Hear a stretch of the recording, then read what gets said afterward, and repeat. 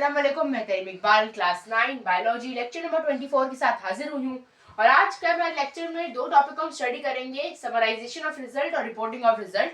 जैसे कि हमने बायोलॉजिकल प्रॉब्लम को सॉल्व करने के लिए हमने उसके मेथड्स को, स्टेप्स को पढ़ना शुरू किया था। तो आज हमारा फिफ्थ स्टेप है जो कि समराइजेशन ऑफ द रिजल्ट, यानी उसमें देखेंगे हम किस तरह रिजल्ट बना रहे हैं। तो हम क्या करते हैं इसमें, जो हमने क्वांटिटेटिव डेटा अभी तक मतलब एक्सपेरिमेंट्स के थ्रू हासिल किया है, अलग अलग ग्रुप से, अलग अलग उससे हमने हासिल किया है। तो अलग अलग ग्रुप से अलग अलग जब हमने बार बार किया उसको, तो उसको हमने जब हासिल किया है तो उसको हम एक साथ जमा करेंगे और उसको हम एक एवरेज रिजल्ट निकालेंगे।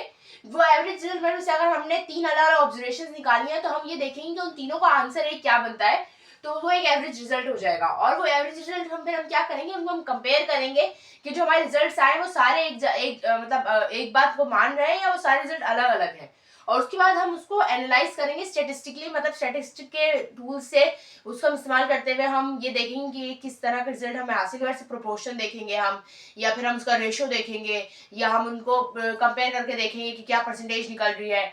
इस तरह हम करेंगे तो ये हो गया हमारे पास समराइजेशन ऑफ द रिजल्ट। अब अगर हम देखें तो 6 पॉइंट है हमारे पास रिपोर्टिंग ऑफ द रिजल्ट, यानी हम रिजल्ट को रिपोर्ट कर रहे हैं, रिजल्ट के बारे में बता रहे हैं। इसके मोड्स क्या क्या होते हैं, मोड्स होते हैं साइंटिफिक जर्नल्स, जो साइंस बेस्ड जर्नल्स आते हैं हमारे पास, उसमें अपना जो रिजल्ट आया उसको शो कर सकते हैं कि हमने ये एक्सपेरिमेंट किया, हमारे पास ये रिजल्ट आया। या जो बुक्स होती है साइंटिफिक, उनमें हम डाल सकते हैं। या नेशनल इंटरनेशनल टॉक्स, मीटिंग्स, या फिर हमारे पास जो सेमिनार्स होते हैं उसमें हम उसको डिस्कस कर सकते हैं कि हमारे पास ये आंसर आया था। या फिर न्यूज चैनल्स पे हम बता सकते हैं, न्यूज़पेपर्स में हम उसको दे सकते हैं। इन जगहों पे हम ये बता सकते हैं कि हमने क्या एक्सपेरिमेंट किया था, क्या हमारे पास क्वेश्चन आया था और किस तरह हमने उसका आंसर निकाला है। अब इसका पर्पस क्या होता है शेयर करने का, मतलब हमने रिजल्ट निकाल तो लिया, अब हम अपने पास भी रख सकते हैं। हमें शेयर कर क्यों रहे हैं हम उसको, हम शेयर इसलिए कर रहे हैं ताकि हम लोगों को हेल्प कर सकें। क्या पता कोई और भी ऐसा हो कि जिसको यही प्रॉब्लम आ रही हो जो हमें आई थी, तो हो सकता है हमारे रिजल्ट से उसको ये फायदा हो, किसी प्रॉब्लम हल हो जाए। और दूसरा ये होता है कि हम वेरीफाई कर सके अपना रिजल्ट। हो सकता है कि हमारा रिजल्ट देखने के बाद कोई और लोग उस पर एक्सपेरिमेंट करें कि ये कैसे हुआ था, ये कैसे हुआ, या इससे हमने कैसे आंसर निकाला है। तो बहुत से लोग एक्सपेरिमेंट करेंगे इसको, तो हमारे पास ये वेरिफिकेशन हो जाएगी कि हमारा आंसर सही है या गलत है। अब एक और जो प्रॉब्लम आती है अक्सर होता है कि कंट्रोल ग्रुप क्या है।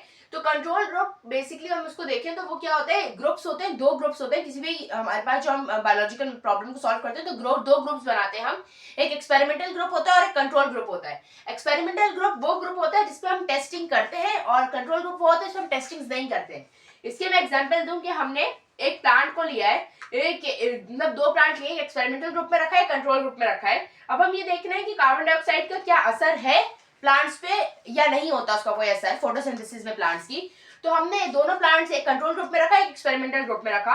अब कंट्रोल ग्रुप में हमने उसको CO2 दिया, और जो एक्सपेरिमेंटल ग्रुप है उसमें उसको कार्बन डाइऑक्साइड दिया ही नहीं, और फिर हम फोटोसिंथेसिस करा रहे हैं। तो क्या हुआ, ये हमने आखिर में रिजल्ट देखा कि एक्सपेरिमेंटल ग्रुप में जो प्लांट्स थे उनकी फोटोसिंथेसिस हुई नहीं, और कंट्रोल ग्रुप में फोटोसिंथेसिस हो गई। अब हमने इनको कंपेयर किया कि एक में हुई, एक में नहीं हुई, एक में कार्बन डाइऑक्साइड था, एक में नहीं था। उसके बाद हमने एक रिजल्ट बनाया कि रिजल्ट क्या था कि कार्बन डाइऑक्साइड नेसेसरी है फोटोसिंथेसिस के लिए। यानी हमारे पास ये आंसर आ गया ना, ये रिजल्ट आ गया कि कार्बन डाइऑक्साइड नेसेसरी है हमारे पास। तो कंट्रोल ग्रुप का क्या काम होता है, ये कंपेयरिंग में मदद करता है हमें कि हम किस तरह 2 को कंपेयर कर सके। तो ये काम होता है कंट्रोल ग्रुप का। तो आज के लिए इतना ही, मिलती हूँ अगले लेक्चर में नए टॉपिक के साथ। तब तक के लिए अल्लाह हाफिज।